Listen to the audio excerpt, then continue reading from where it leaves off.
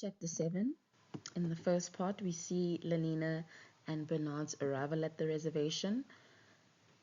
They are accompanied by a warden and a guide, and upon seeing the poverty on the savage reservation and the lack of modern conveniences that they have gotten used to, Lenina is completely shocked. She's disgusted. She notes how the dogs are prowling through the rubbish. She notes how the place is filthy. She's disgusted by the fact that she sees old people and that she sees mothers who are breastfeeding, who are nursing their babies. This all brings her to this shock because she isn't used to such. Out of Soma, both she and Bernard have to sort of absorb these spectacles with no aid at all. The analysis of this is just another reminder of how the state, the world state, keeps people youthful and healthy until they die at around the age of 60. So seeing people that have aged is sort of an understandable shock that Lenina suffers. We also see how the world state's conditioning leaves her unable to process or to even empathize with the natural aspects of life on the reservation. The second part of chapter 7 is the whipping ritual, a religious ritual that takes place here at the Savage Reservation. Lenina and Bernard are traveling with this Indian guide who leads them onto the terrace. And Lenina, hearing these drumming sounds, hearing these singing voices, all of this reminds her of the orgy porgy, and she says it's soothing for her to hear these. It reminds her of the orgy porgy sessions at the solidarity services. And soon after that, she's unnerved by these dancers that are masked and they're circling the terrace.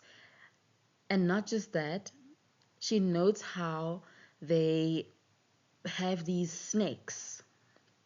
And after that, a young man also comes out from the crowd and he is whipped until he gets to a point where he sort of collapses.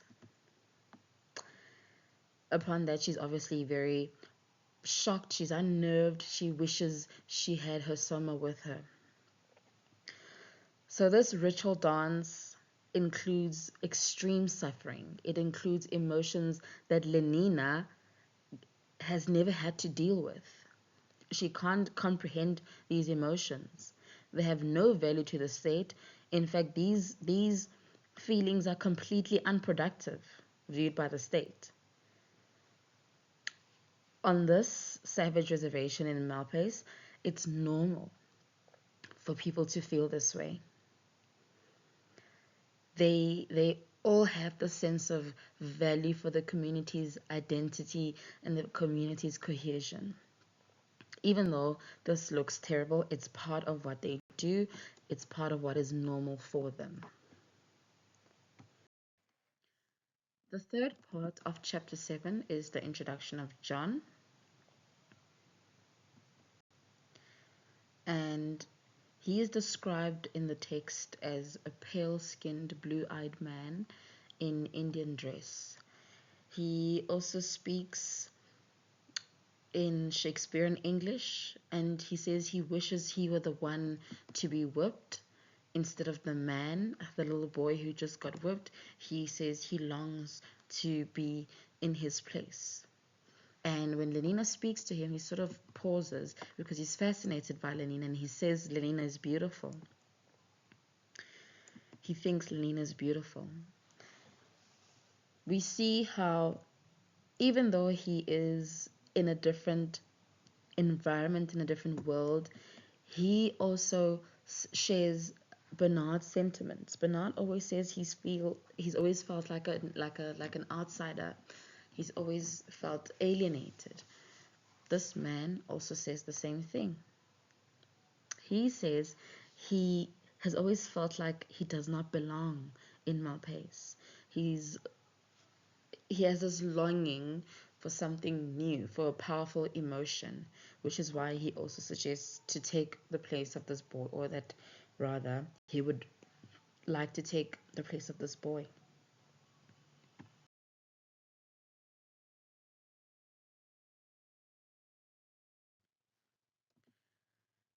The next part of chapter 7 is Bernard's realization of who John might be. So the young man explains to Bernard and Lenina that his mother, Linda, came from the other place. He refers to London, he refers to the world state as the other place. And he says that his father is someone named Tomakin. And he explains that his mother had fallen and gotten injured rather, whereupon some Malpace hunters found her and took her to the reservation. Does this remind you of someone? A similar story that we've just read about? So later, the young man was eventually born, and then this leads Bernard and Lenina to his house on the outskirts of where they were. Then comes out this very fat, blonde, aged woman. Lenina is then repulsed because she's not used to this. She's never seen someone so wrinkled, so saggy, with such a stench, even, she mentions. And on the contrary, Bernard is excited. He is starting to realize that this Tomakin chap could actually be Thomas, the director. Before we begin with chapter 8, I don't think I mentioned, but you should know this already, that John's mom's name is Linda. And she wept. She was telling Lenina how she misses her old life, how she misses civilization, because she tells Lenina that she used to work in the fertilizing rooms as a beater. And she says that the lack of soma, being forced to bear a child, and seeing the Indians, these revolting Indians, has had a negative effect on her, and she's always longed for a soma just to help her numb these feelings that she has while experiencing people who are married or who have only one partner and who give birth to so many children. She has had to get used to it, and she tells Lena how fretful it has been for her. However, she also reassures the reader that her son John has actually been a sort of solace for her, a comfort, a sense of comfort for her. And she even speaks of the practices of the people on the savage reservations. She calls them mad and revolting. And she says that these have rubbed off on John, even though he's often been ostracized by the community because he looks different. It's that feeling of feeling like an outsider again. So she also reiterates the same thing, that John feels like he doesn't belong. So in chapter 8, the first part is about John's story. So he recounts his early life and how he was raised by Linda, how he's always felt like an outsider on the reservation. He speaks about his struggles, and he recalls different events and different flashbacks. He speaks about an Indian man named Pope who gives his mother a drug, and then upon having had this drug, they sleep together, and about how the Indian woman would attack Linda for sleeping with these men, and Linda obviously cannot understand or couldn't understand this since she was so used to the phrase everyone belongs to everyone. And when she arrived here, it didn't make sense to her why these women would be upset and be angry that she's sleeping with their men. We also discover that his mom, Linda, has told John stories about the other place outside the reservation. Linda has even taught John how to read using a manual that she had acquired from when she was still a nurse. And we also discover that this Pope man, gave him the complete works of William Shakespeare. He became so obsessed with them. That's why he also speaks in Shakespearean English. He was so obsessed with these that he also found inspiration in Hamlet and tried to stab Pope. We also get to learn that John loved a specific girl from afar, but then this woman eventually married someone else, and he was forced to stay out of a ceremony, a ritual where they would induct young boys into manhood. These flashbacks that John remembers give us a glimpse of the various states of his isolation and how deep his isolation has been, his yearning, his sadness. And these feelings that he's had are the same feelings that are being suppressed on the world stage, that they are not allowed to feel this way. They've been designed and conditioned to never have a personal history like this, a personal history of sadness. But we know someone who's had this is the director himself, particularly regarding, the story he narrated to Bernard about Linda. The second part, I've already mentioned William Shakespeare. The second part, he then concludes these flashbacks by telling us that he's always been alone. And the quote is, "Alone, always alone." But we know that Bernard himself has also felt this way. So then he confides in John and he tells John about how he's felt isolated. However, with John's emotions and experiences, they seem a bit gruesome for Bernard, to the point where he feels a bit squeamish about it, and then he changes the subject. Right, but we can see how both John and Bernard have felt like misfits in their own society, and this shows us individuality, the theme of individuality and belonging or feeling out of place.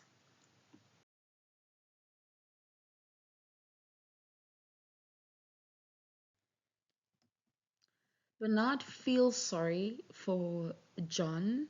However, he also sees political value in this. He is now trying to see how he can manipulate the situation for his own good. He wants to come up with a plan. He thinks to himself that if he brings John and Linda back to London, he might humiliate the director and then elevate his own standing in society. He might get more popular, people might start liking him. So he then tries to use this, or plans to use this, for his own benefit. He says that he will take Linda with them too, knowing that she will inspire disgust and that the director will be even more embarrassed at this, at everyone seeing this woman who has aged, this woman who is fat, who is not pneumatic.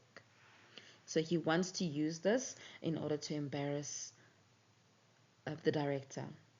At this news, John then quotes Shakespeare's play, The Tempest. He says, "Oh, brave new world that has such people in it."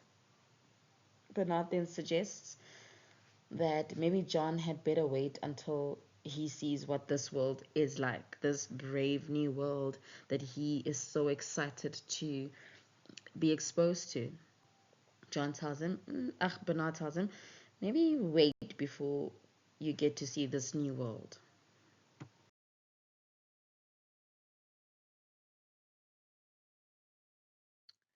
In chapter 9,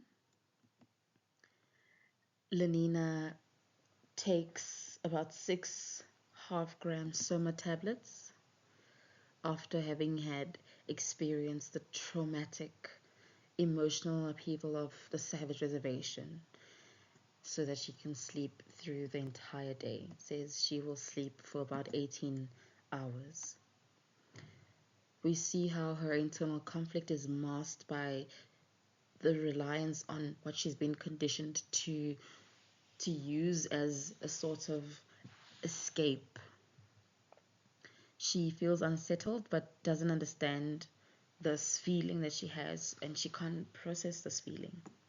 She then just takes the Soma. This is another reminder of how she's been conditioned. Here we can maybe add the theme of science that's used to control individuals, as well as the happiness smiley face, the superficiality of happiness that they have been accustomed to. Scene 2, or the second part of this chapter, we get to see Bernard's secret mission. He secretly leaves the hotel and he phones Mustafa Mond himself. And upon this, Mustafa Mond is excited because he cannot wait to meet these new individuals that can be used for science, that can be used to advance science, obviously to benefit the interests of the world state. So Bernard, the individual that he is, begins to put this plan of personal revenge in motion. This is his way of responding to what he's seen. This marks his decisive move to exploit the shocking truth about the DHC for his own gain. As I've said earlier, Mustafa Mond is curious to see these two individuals, and he says it's for scientific purposes. So back at Malpais, John briefly weeps when he thinks about Bernard and Lenina, that they've left him behind. Eventually, though, he then sees inside their rest house and sees Lenina's things sitting there. He then steps inside and goes through Lenina's suitcase, savoring the sight, the smell, the feel of her clothes, the cosmetic powders, and then he finds her sleeping in the bedroom. He's looking very weird there. Then he finds Lenina sleeping in the bedroom. And he's then moved to tears. It's very innocent that he's crying right now. And then he quotes Romeo and Juliet because he's inspired by Lenina's beauty. He wants to touch her and to even unzip her, but he doesn't do it. Soon after, he then hears a helicopter and then rushes outside to go and meet Bernard. As I've said earlier, he is torn between his attraction for Lenina and the guilt. So he's not like the people from the world state who would just consume, who would just take, who would just heed to their sexual desire. Ironically, he's seen as the savage.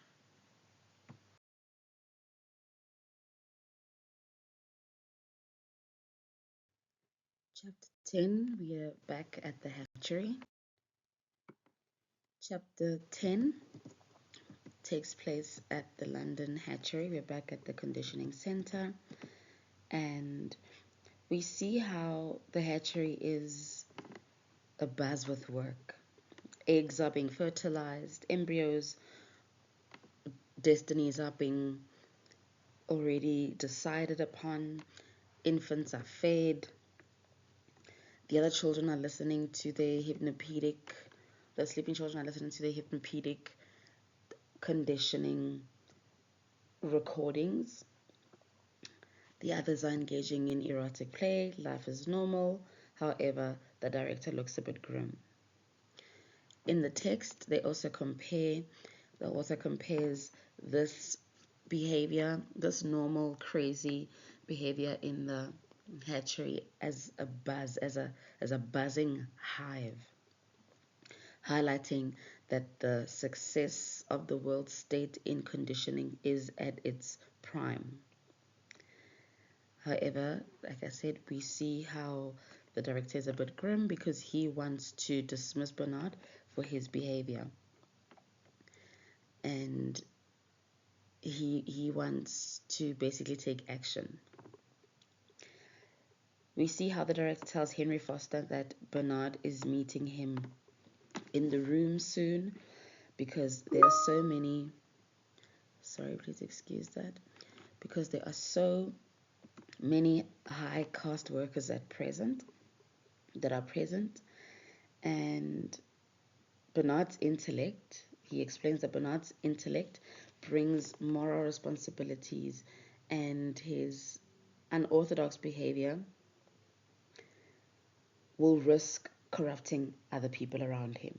He also adds that while the state can create more human beings, unorthodoxy will then also threaten the state itself.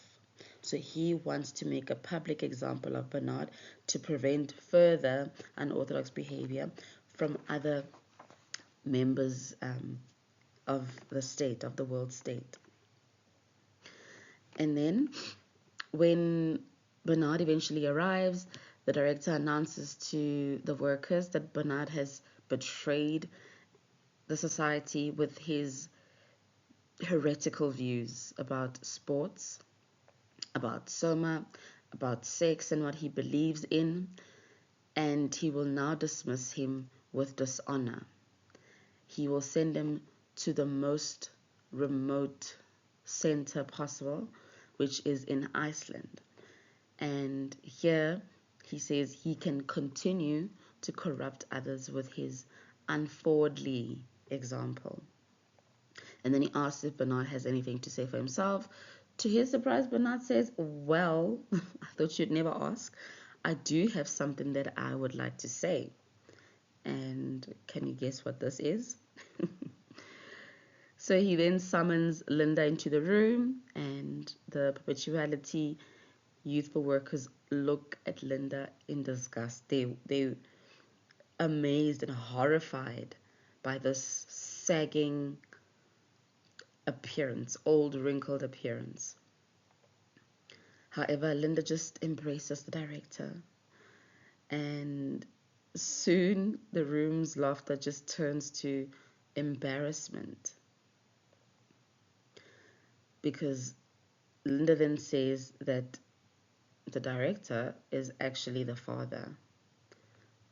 The director is the father of her child, John. John then comes in, falls to his knees right in front of Thomas now, and uses this vulgar term that they may not use and says, "My father." You can use this as a quote. Then the room then erupts with more laughter at this word. Remember, they said that this word is like smut. Soon the director then covers his ears and then he flees the room. Obviously, this means that his reputation has been tarnished. It's Bernard's revenge. Bernard's revenge is complete. The director is humiliated, because this shows that he also did not conform to the standards of the world state.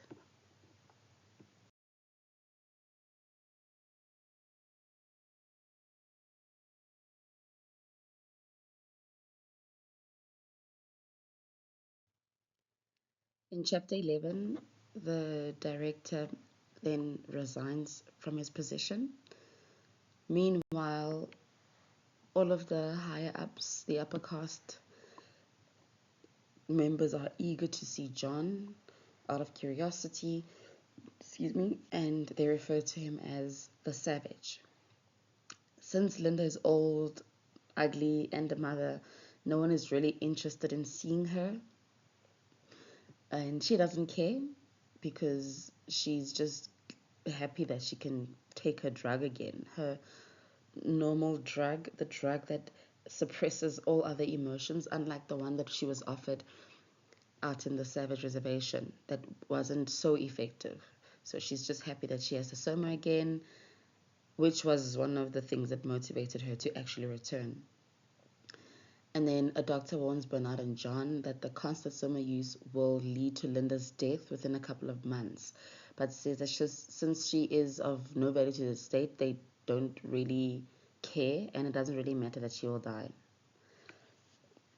This must just be a reminder of the superficiality that the state has gotten its citizens used to. This is also seen in how Linda yearned for it upon her return. It's the first thing that she wanted. And it also highlights the theme of consumption, consumerism. It highlights the theme of the fact that she is, the doctor says it doesn't matter whether or not she dies, it really doesn't matter to the state. That shows that she's sort of cast aside because she does not belong. So, because she's of no use to the state, she can't really add any value to the state. They're happy to let her die. So, here are the notes that everyone is now fascinated by John and they want to see him. And he's referred to as the Savage. Because of his association with the Savage, Bernard then finds himself not just treated normally, but he's seen as Mr. Popular now. I mean, we know that previously he felt very inferior, he was isolated and alienated, but now all of a sudden there's this buzz, this fame that he's acquired. He takes full advantage of the situation. He sleeps with a lot of women. He's basically now conforming. When he boasts about this to his friend Helmut, we know how he feels about Bernard's arrogance. He is quite saddened by this. Bernard then thinks his friend is just jealous of him, but Helmut perceives that behind Bernard's back, people still don't really respect him. And this shows us the world state's culture, that in itself it's very superficial. It's still uninterested in Bernard's individuality. And it's a shame that he doesn't see it. And then the Savage is eventually given a tour of the civilized world state, but he's very unimpressed. He is persisting in talking about an entity that is referred to as the soul. When Bernard then writes a report to Mustafa Mond about this, he mentions agreeing with the Savage that civilized infantility is so easy. This then angers Mond, but he then decides it's not yet time to read to try and teach Bernard a lesson, unlike earlier with the director who was quick to punish him.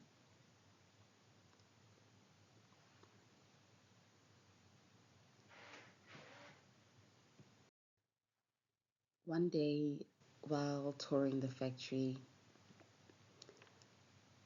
John is then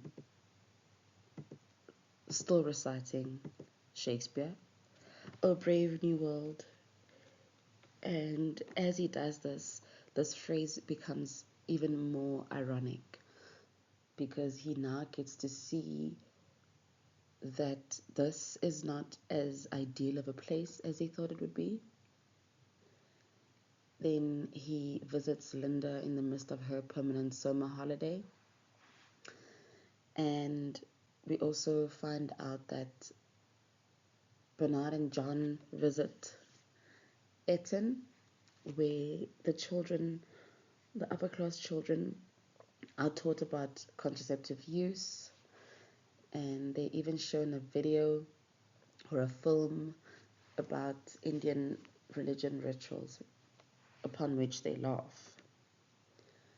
He also finds out that the children never read Shakespeare and that they are conditioned to accept death as something that is painless and unremarkable, which takes us back to the conversation about cremation that Henry and Lalina had earlier.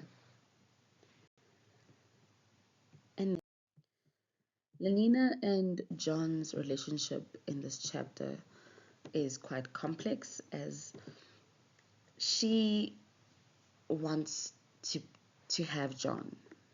She even has a conversation with Lalina about how people keep asking her if she's had John and how is it to basically have sexual intercourse with John, with the savage. And she can't answer because she doesn't know. She hasn't done it yet.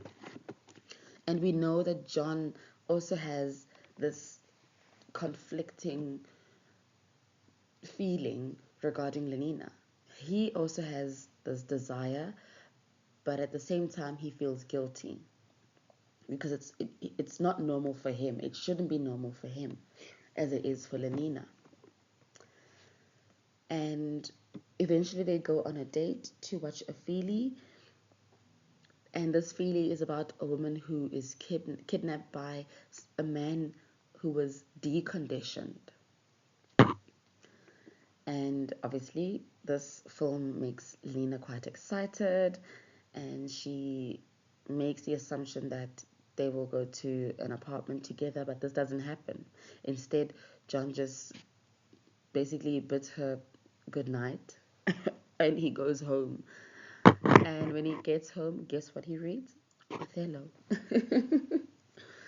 And this is what he does to calm himself. On the contrary, Lalina goes home and takes a soma. So we see how they both sort of cope with this unsettling evening by resorting to what they both enjoy or what they both prefer as a source of comfort.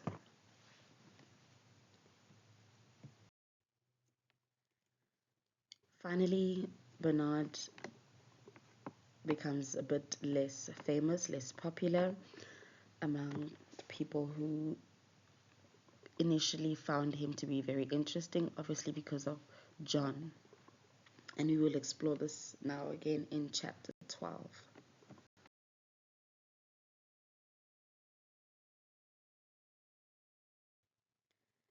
Chapter 12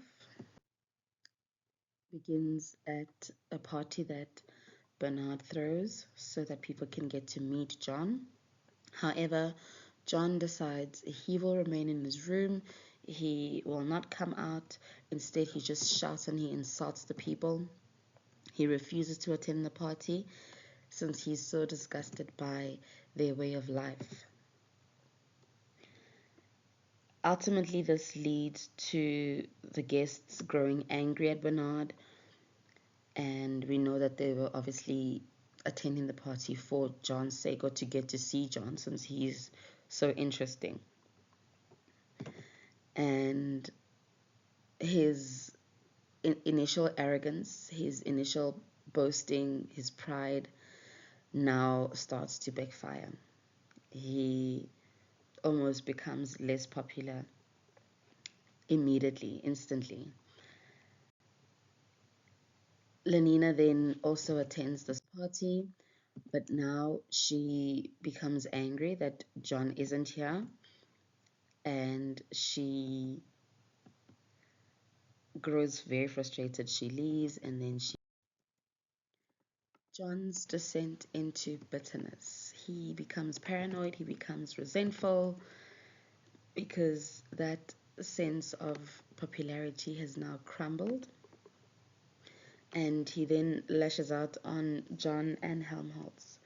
He actually just blames John for his embarrassment now, for his disgrace rather, instead of taking accountability, acknowledging his own opportunism here, because he used John's difference, individuality, and his background to gain popularity. So he doesn't look at it that way. Instead, he just blames the people around him.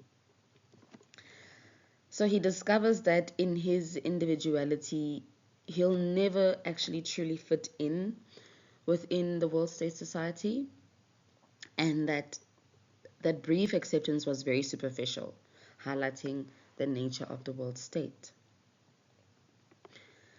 So, because of Bernard's disgrace at what has just transpired, he then resorts to taking a soma, and then John goes back to his comfort zone, which is reading Shakespeare.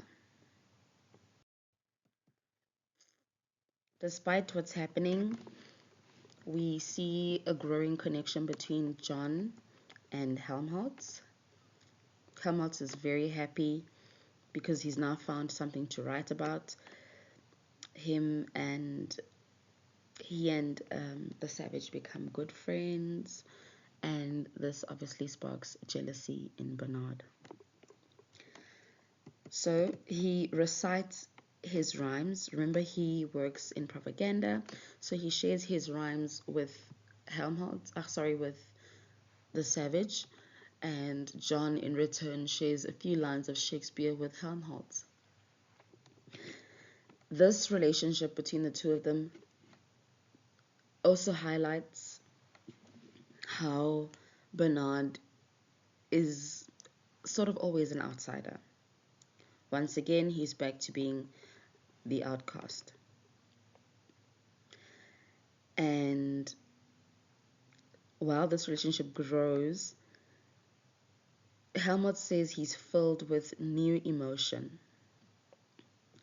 And then Bernard comes in mocking Helmut's verses such as Orgy Porgy, and later on, Helmut also laughs helplessly at Romeo and Juliet's references to mothers and fathers, things that are not so common within the world state.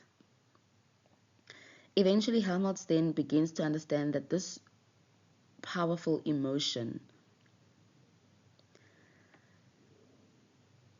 that he's currently feeling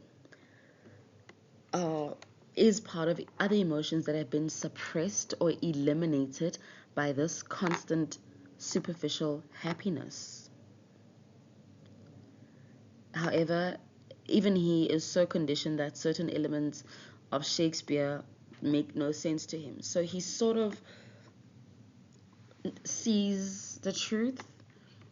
He sort of sees that there is more to life than just being happy, but at the same time, his education and how he's been conditioned sort of bars and basically blocks his ability to think beyond that. That's why he then finds Shakespeare to be funny.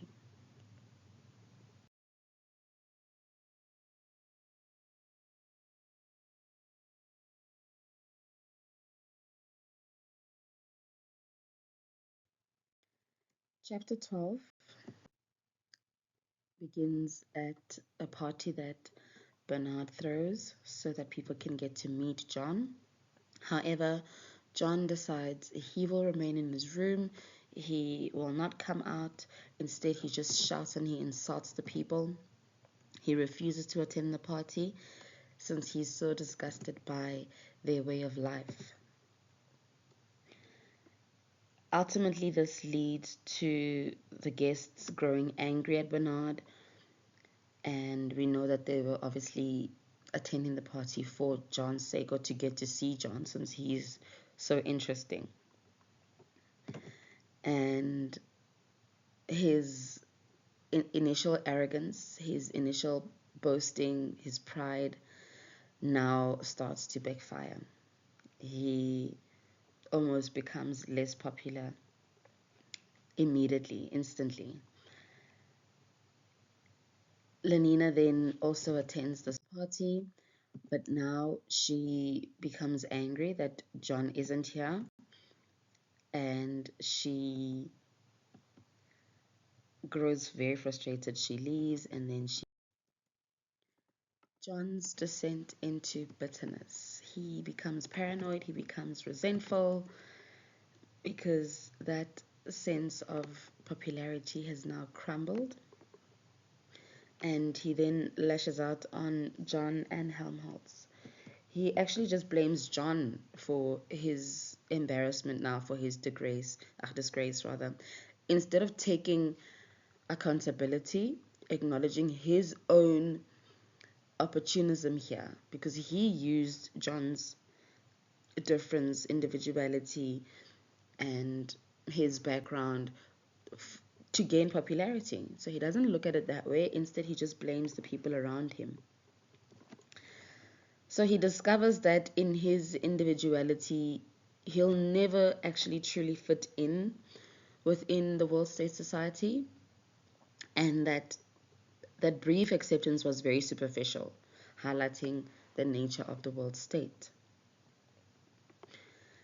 So because of Bernard's disgrace at what has just transpired, he then resorts to taking a soma, and then John goes back to his comfort zone, which is reading Shakespeare. Despite what's happening, we see a growing connection between John and Helmholtz. Helmholtz is very happy because he's now found something to write about. He and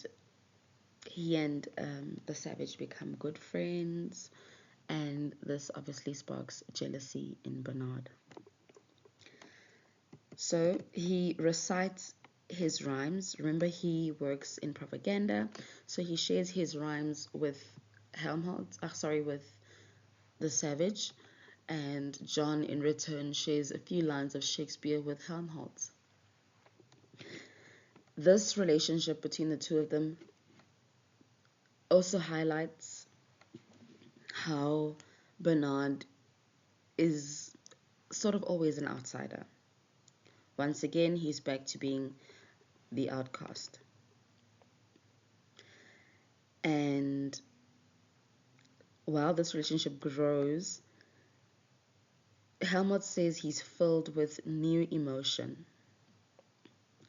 And then Bernard comes in mocking Helmholtz's verses such as Orgy Porgy, and later on, Helmholtz also laughs helplessly at Romeo and Juliet's references to mothers and fathers, things that are not so common within the world state. Eventually, Helmholtz then begins to understand that this powerful emotion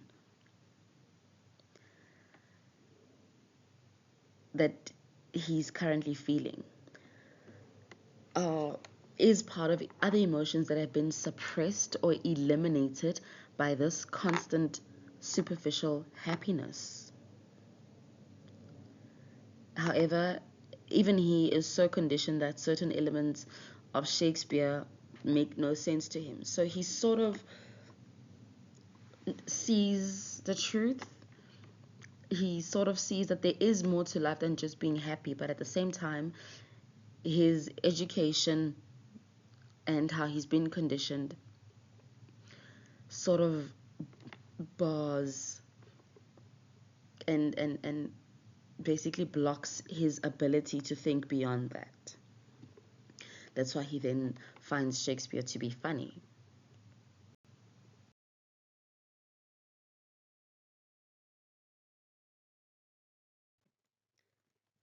In chapter 13, we get to see Lenina's turmoil, her battle with how she feels.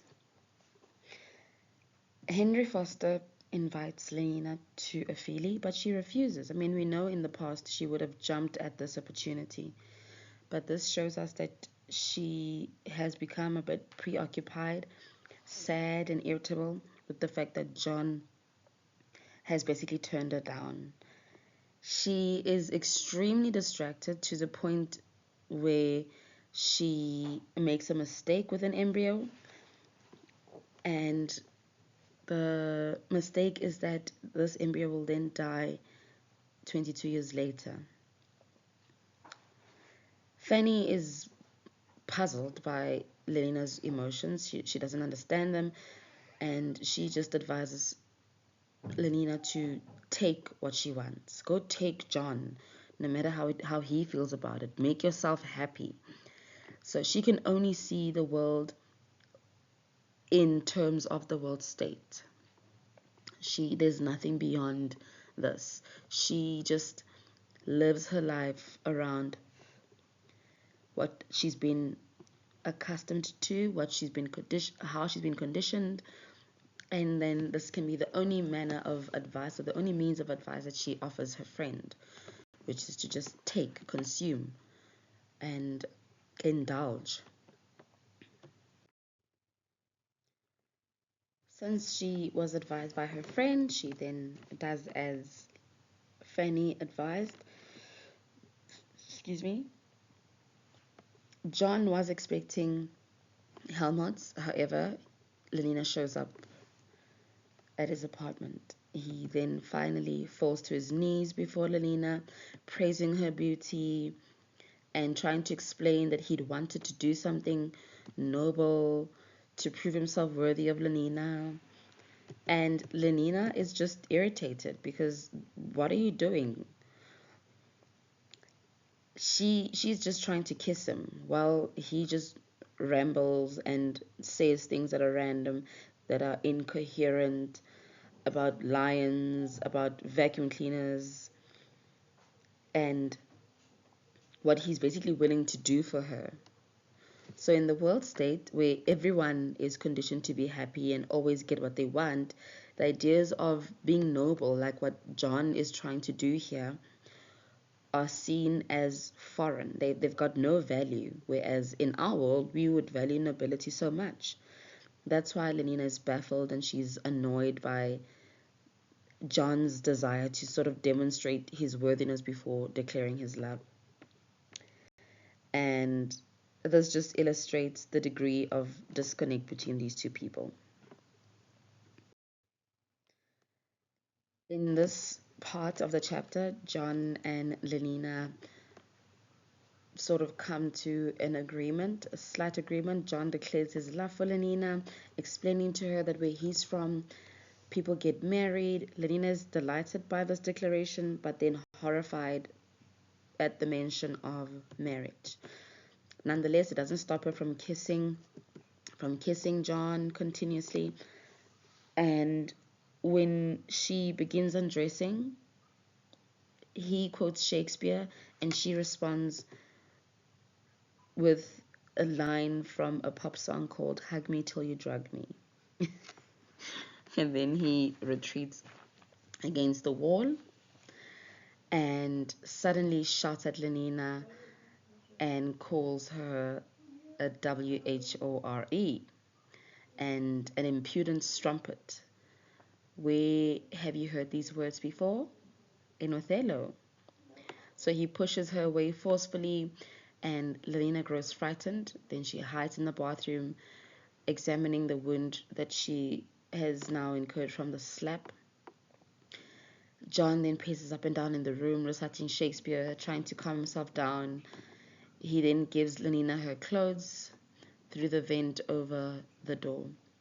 But before Lenina can then make up her mind to flee the apartment, John receives a call and he then leaves in panic.